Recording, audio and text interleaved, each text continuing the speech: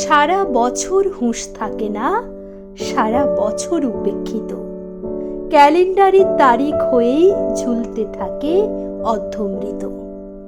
কাউকে যদি প্রশ্ন করেন বাংলাতে আজ তারিখ কত, দেখতে পাবেন সেই বেচারা কেমন করেন ইতস্তত।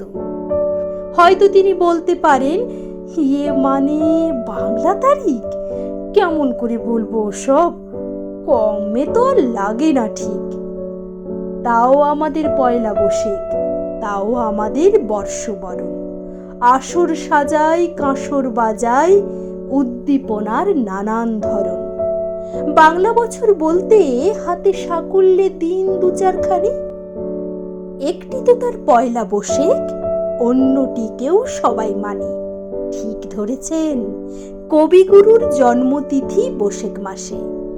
আষাঢ় শ্রাবণ একটি দুটি, বাদ বাকিতে কি যায় আসে। হয়তো পুজো পার্বণে বা বিয়ের তিথি খোঁজার বেলায় সবাই তখন পঞ্জি খোলে, সবাই বাংলা তারিখ মেলায়। ঠেকাই পড়ে দু একদিনে, এরপরে কে রাখবে মনে, বাংলা বছর ক্যালেন্ডারে ঝুলবে ধুলোর আস্তরণে।